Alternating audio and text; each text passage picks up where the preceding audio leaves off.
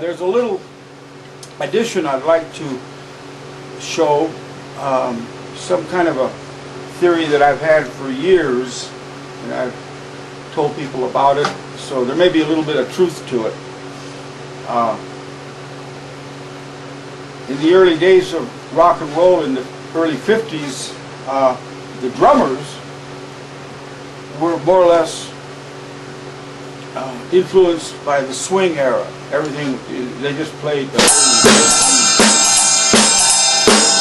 and then when you had the guitar players and piano players like Jerry Lee Lewis and then the Elvis Presley stuff, they're playing straight eighth notes.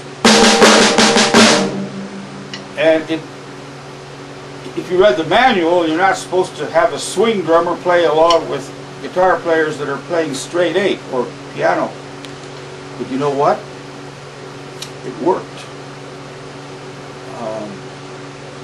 It created a tension, kind of a ragtime. And I'm sure my drummer friend Harry Ravain could help out on this. He should really be here. Or Preston Ritter. Anyway, the idea is that if you had the drummer, like I said, he was influenced by swing, and then you had the guitar players or piano.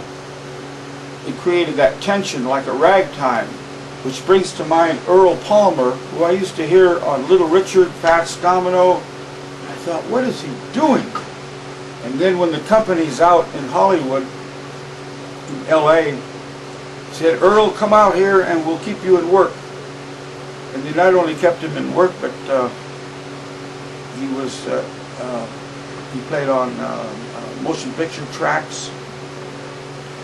And when I saw him in the studio, like making a track for the Chipmunks or Richy Valens or whatever, he just stayed right on the snare drum.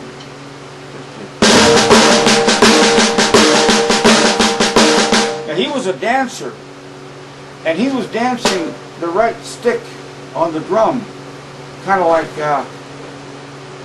either a straight eight or sort of almost like I say a ragtime, kind of in between swing and straight eight. Like a good example of that was Come On, Let's Go with Richy Valens. Come on, let's go. It was kind of in between straight eight and swing. And of course, like Lucille, that was straight eight. Oh, Lucille!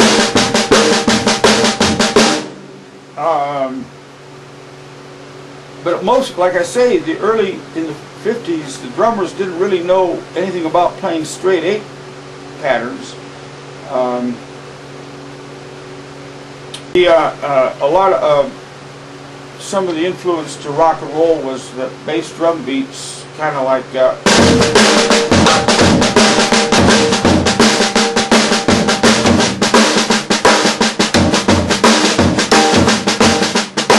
I suspect, and I'm sure Harry Ravain would have something to say about this. Harry, where are you? That originally there was a separate bass drum player. Bong, bong, bong, bong, bong. And I think when they started to eliminate two drummers, just invent the foot pedal, it was that influence into rock and roll, and it gave a lot of, like Earl playing on Little Richard and Fats Domino, had a lot of grin to it.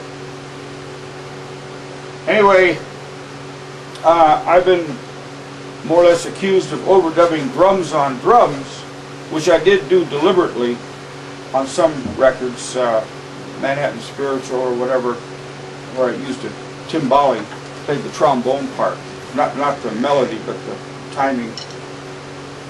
But some of the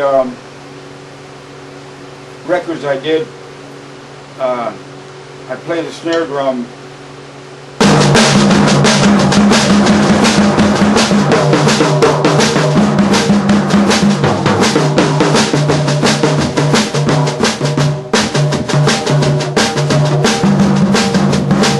My chops aren't really up. Anyway, oh, that brings to mind that the last minute of my actual version of Teen Beat. I did more versions of Teen Beat, which I shouldn't have done, but I get talked into things. But the original Teen Beat, the last minute, I was playing bass drum. You can, oh, if you want. I stole the idea from Ben Pollock, a Dixieland drummer, an old-time drummer. He had a little pizza place. He'd go like this. When he had a brush with the stick.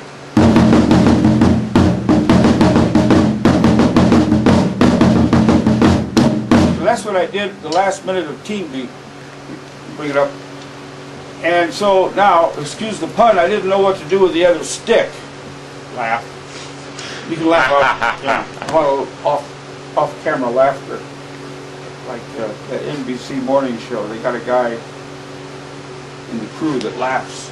Anyway, what was I saying? Oh, Teen Beat, the last minute, I was doing that Ben Pollock thing. I didn't know what to do with this stick, so I just dawdled around at will. And it turned out where people say, well, how did he overdub that? What was the pattern he was playing?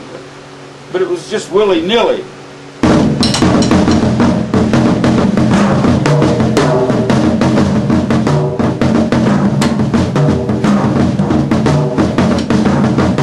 It was complete spontaneity or abstraction. So it sounded like, you know, with the heavy echo and the EQ, it sounded like those two drums were figured out, but there was nothing figured out about them.